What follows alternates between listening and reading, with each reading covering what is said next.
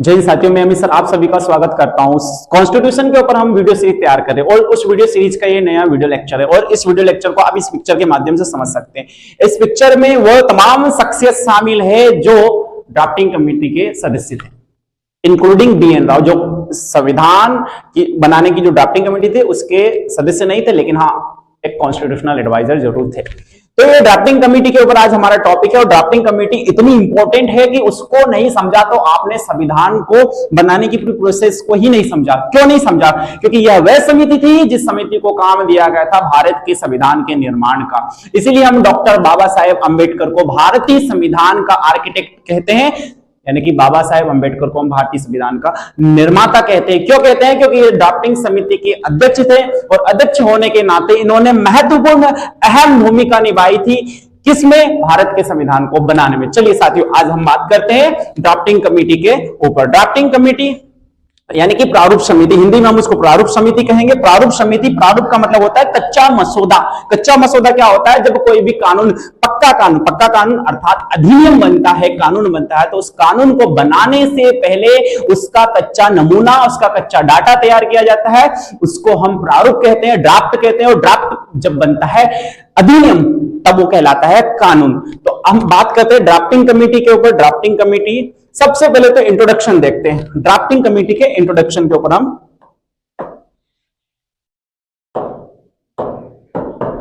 चर्चा करते हैं। देखिए, so the drafting committee was the most important committee of the constituent assembly of India. Bharat के संविधान का जब निर्माण हो रहा था तो संविधान सभा का गठन हुआ। संविधान सभा की कई सारी समितियां थी। ड्राफ्टिंग कमेटी होगी, कॉन्स्टिट्यूशन से रिलेटेड कमेटी होगी, स्टेट से रिलेटेड कमेटी होगी, एडवाइजरी कमेटी होगी जो कि माइनॉरिटीज के ऊपर थी, फंडामेंटल राइट्स के ऊपर, नेहरू, राजेंद्र प्रसाद, उसके बाद सरदार पटेल, कई सारी समितियां थी, ये उनके अध्यक्ष रहे थे। लेकिन जो सबसे अहम भूमिका निभाई, जिस समिति ने सबसे महत्वपूर्ण जिस समिति ने भूमिका निभाई थी, उस समिति का नाम था प्रारूप समिति, जिसकी अध्यक्षता की थी डॉक्टर BR अंबेडकर ने। क्यों थी यह अहम? क्योंकि इसको काम सौंपा गया था भारत के संविधान का निर्माण करने का।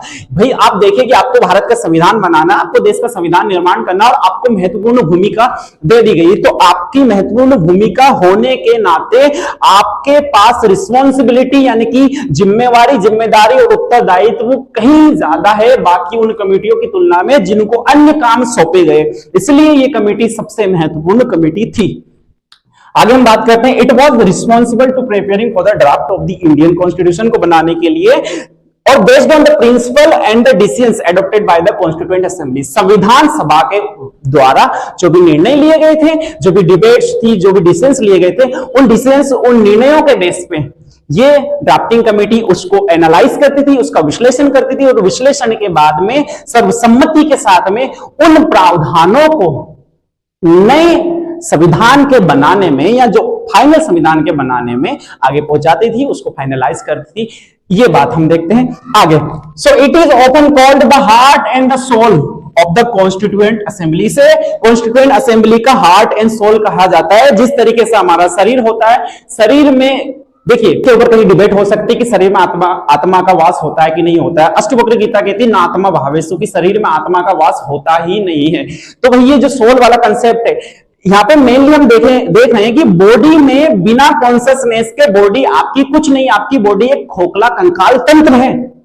इसी तरीके से हम समझते हैं कि इसको हार्ट एंड सोल इसलिए कहा गया, हार्ट का काम होता है पंपिंग करना। अगर हार्ट पंपिंग करना बंद कर दे तो बॉडी काम करना बंद कर देगी। इसीलिए हमने कहा कि इसको हार्ट एंड सोल इसलिए कहा क्योंकि कॉन्स्टिट्यूएंट असेंबली की ये सबसे अहम भूमिका थी, उसकी जड़ थी, उसका आधार था। इसलिए हमने इसको कहा heart and the soul of the constituent assembly. आगे हम बात करते हैं as it translated the objectives and the resolutions into legal and constitutional language. यानी कि संविधान जब बनाया गया तो संविधान को बनाने में जो भी चीजें आ रही थी उन चीजों को विश्लेषित करके एक नया रूप दे करके भारत का संविधान यानी कि उसको एक कॉन्स्टिट्यूशन भाषा में, संवैधानिक प्रावधानों में अगर संजोने का काम, संयोजित करने का काम, कंपोज करने का काम किया था तो वो क्या था? ड्राफ्टिंग कमेटी ने। इसीलिए हमने इसको कहा heart and the soul of the constituent assembly. आगे हम बात करते हैं साथियों इसमें फॉर्मेशन डिटेल। इसकी फॉर्मेशन डिटेल्स हम देखते हैं। तो इसका जो गठन हुआ था वो हुआ था 29 अगस्त 1947 को। 29 अगस्त 1947 को ड्राफ्टिंग कमेटी का फॉर्मेशन हुआ था। साथियों कमेंट सेक्शन में लिख करके बताइए 29 अगस्त भारत के एक सबसे महान शख्सियत की जन्म तिथि है, वो शख्सियत का नाम क्या है, आप कमेंट सेक्शन में लिख करके जरूर बताइए। आगे बात करते हैं चेयरमैन कौन थे, तो डॉक्टर बी आर अम्बेडकर इसके अध्यक्ष थे, चेयरमैन थे। उसके बाद में इसमें टोटल मेंबर थे 7 सदस्य, इंपॉर्टेंट है ध्यान रखना है 7 सदस्य थे इसमें। जिस तरीके से साइमन कमीशन में था वो एक अलग मैटर था, यहाँ पे भी 7 सदस्य है, लेकिन इसका काम था भारत के संविधान के लिए महत्वपूर्ण भूमिका अदा करना। ठीक है, अपॉइंटेड, ये अपॉइंट की गई थी कॉन्स्टिट्यूएंट असेंबली के द्वारा। देखिए कॉन्स्टिट्यूएंट असेंबली ने, संवैधानिक सभा ने कई सारी समितियों का अपॉइंटमेंट करा था, नियुक्त करा था। उसमें से सबसे अहम जो भूमिका निभाने वाली समिति थी वह थी ड्राफ्टिंग कमेटी यानी कि प्रारूप समिति। उसके बाद हम बात करते हैं ऑब्जेक्टिव। इसका ऑब्जेक्टिव था प्रिपेयर करना draft for the constitution of India, यानी कॉन्स्टिट्यूशन ऑफ इंडिया के लिए ड्राफ्ट तैयार करना, कच्चा मसौदा तैयार करने का काम था इस समिति का, इसलिए अहम भूमिका निभाने वाली समिति रही। तो ये फॉर्मेशन डिटेल हमने देखी कि कौन थे इसके अध्यक्ष, डॉक्टर बी आर अम्बेडकर। कब इसका फॉर्मेशन हुआ था, 29 अगस्त 1947 को इसका फॉर्मेशन हुआ था। कितने सदस्य थे, 7 सदस्य थे। एग्जाम में पूछा जाए तो क्या करना है, इसमें 7 सदस्य थे, वो आपको टिक करना है। अपॉइंटेड, इसको कॉन्स्टिट्यूएंट असेंबली के द्वारा नियुक्त किया गया था और इसका काम था भारत के संविधान के लिए कच्चा मसौदा तैयार करना, उसको फाइनलाइज करना और भारत के संविधान को एक नई रूपरेखा देना, नया रूप देना। इसके हम मेंबर्स को समझ लेते हैं, कौन कौन इसके मेंबर्स रहे। 7 मेंबर्स थे, लेकिन थोड़ा सा एक टर्निंग पॉइंट पे रहा है। कुछ 2 ऐसे मेंबर्स रहे हैं, एक की हेल्थ इश्यू के कारण हम रिप्लेसमेंट कर देते हैं और एक की मृत्यु हो जाती है। तो 2 ऐसे मेंबर्स हैं, उनको हमें समझना। 5 मेंबर्स जो है उनमें चेंजेस नहीं हुआ था। सबसे पहले तो थे डॉक्टर बी आर अम्बेडकर, इसके चेयरमैन थे, पहली चीज। दूसरे जो मेंबर्स थे एन गोपाल स्वामी आयंगर। तीसरे मेंबर्स थे अल्लादी कृष्ण स्वामी अय्यर। चौथे मेंबर थे के एम मुंशी। के मुंशी बड़े सारे जो सदस्य अहम भूमिका निभाने वाले व्यक्ति हैं। उसके बाद में Mohammad Sadulla.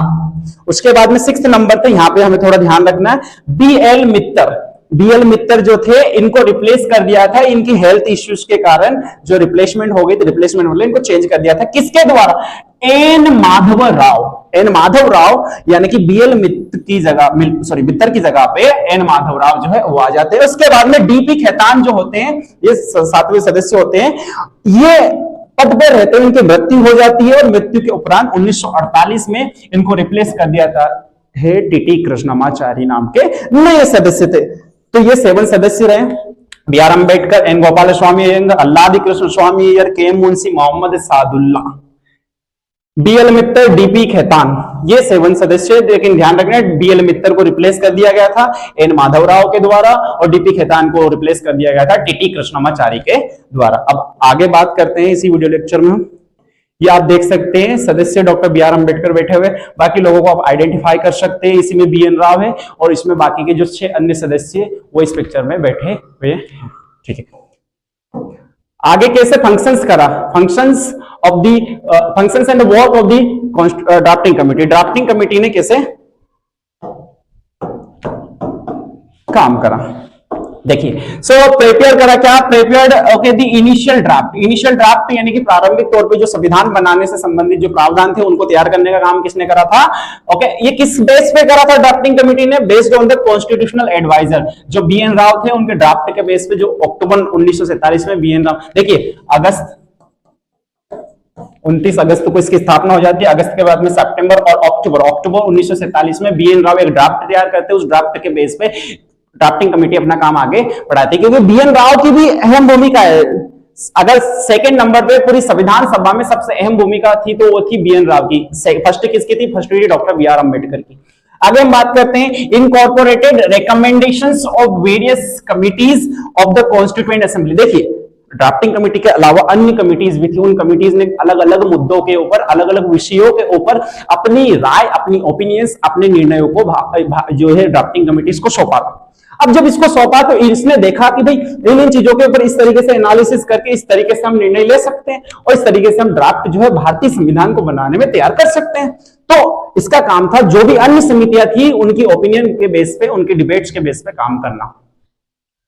Revised and modified provisions पर debates, as per the debates के according, okay, amendments, decisions of the assembly, तो असेंबली के डिसीजंस के अकॉर्डिंग, यानी कि जो कॉन्स्टिट्यूएंट असेंबली संविधान सभा है, संविधान सभा जो है उसकी अलग अलग जो है सेशन हुआ करते थे, अलग अलग सत्रों में अलग अलग डिसीजंस लिए गए और जो भी मॉडिफिकेशन, जो भी संशोधन हुआ, जो भी बदलाव हुआ, जो भी डिबेट्स हुई, उन डिबेट्स के बाद में, उन बदलाव के बाद में, उन मॉडिफिकेशंस के बाद में इसने जो परिवर्तन, जो कॉन्स्टिट्यूएंट असेंबली की सहमति के बेस पे, कंसेंसस के बेस पे डिसीजंस लिए गए और आगे इसने जो है मसौदा तैयार करा। It presented the draft constitutional to the president of the constituent assembly. constituent assembly के प्रेसिडेंट कौन थे भैया? डॉक्टर राजेंद्र प्रसाद। आप कमेंट सेक्शन में लिख करके बताइए कि प्रेसिडेंट के अलावा 2 वाइस प्रेसिडेंट्स थे किसके? कॉन्स्टिट्यूएंट असेंबली के। संविधान सभा के 2 उपाध्यक्ष थे, उन उपाध्यक्षों के नाम लिख करके बताइए। अगर आपने पहले वाला वीडियो लेक्चर देखा होगा तो आपके ये डाउट्स क्लियर हो गए। अगर नहीं देखा है तो नीचे डिस्क्रिप्शन में वो वीडियो दिया गया है कॉन्स्टिट्यूएंट असेंबली का, उस वीडियो को पहले, सबसे पहले उसको देखिए, उसके बाद में ये वीडियो आगे देखिए, नहीं तो ये वीडियो समझ में नहीं आएगा। भाई समझ में नहीं आएगा तो एग्जाम में फेल होगे क्या? फिर आगे हम इसकी कुछ इंपॉर्टेंट फैक्ट्स को समझ लेते हैं। इंपॉर्टेंट फैक्ट्स में हमें समझना है की फैक्ट्स क्या है इसके। देखिए 26 जनवरी 1950 को भारत का संविधान लागू होता है। ये हम कॉन्स्टिट्यूएंट असेंबली के उस वीडियो में भी डिटेल में देख चुके हैं। टोटल आर्टिकल्स ओरिजिनल कॉन्स्टिट्यूशन में 395 आर्टिकल है। वर्तमान आपको संविधान में 450 को लगभग अनुच्छेद मिलेंगे। इसमें टोटल शेड्यूल थी 8 शेड्यूल, उसके बाद में 4 शेड्यूल 9th नंबर की, 10th, 11th, 12th नंबर की जो शेड्यूल है वो 4 अलग अलग पर्टिकुलर अमेंडमेंट्स के माध्यम से जोड़ी गई। अगर आपको इसका आंसर पता है कि कौन कौन सी जो अनुसूचियां हैं वो किस किस समय पर जोड़ी गई तो आप उसका आंसर जरूर लिख करके भेजिए। टोटल खर्च 6.4 करोड़ रुपए इसमें अप्रोक्सीमेटली 64 लाख रुपए का लगभग इसमें खर्च होता है। उसके बाद टोटल सिटिंग्स कॉन्स्टिट्यूएंट असेंबली संविधान सभा की 11 सेशंस होते हैं, 165 दिन का समय लेते हैं। ओके, उसके बाद में कॉन्स्टिट्यूएंट अडॉप्टेड, ओके, 26 नवंबर 1949 को भारत के संविधान को अडॉप्ट कर लिया जाता है और पूर्ण रूप से इसको 26 जनवरी 1950 को लागू कर दिया जाता है और उस दिन से हम बन जाते हैं एक गणतंत्र। क्या बन जाते हैं साथियों? गणतंत्र। का वीडियो लेक्चर इतना ही है और इस वीडियो लेक्चर में ड्राफ्टिंग कमेटी से संबंधित आई थिंक मैंने सारे डाउट्स आपके लगभग क्लियर कर दिए हैं। अगर आपको ये वीडियो लेक्चर अच्छा लगा है तो ये वीडियो लेक्चर अपने दोस्तों के साथ में शेयर जरूर करें। अगर आप चैनल पर पहली बार नए आए तो चैनल को सब्सक्राइब करना मत भूलिएगा और ऐसे ही अपडेटेड वीडियोस के लिए आप इस चैनल पर बने रहें।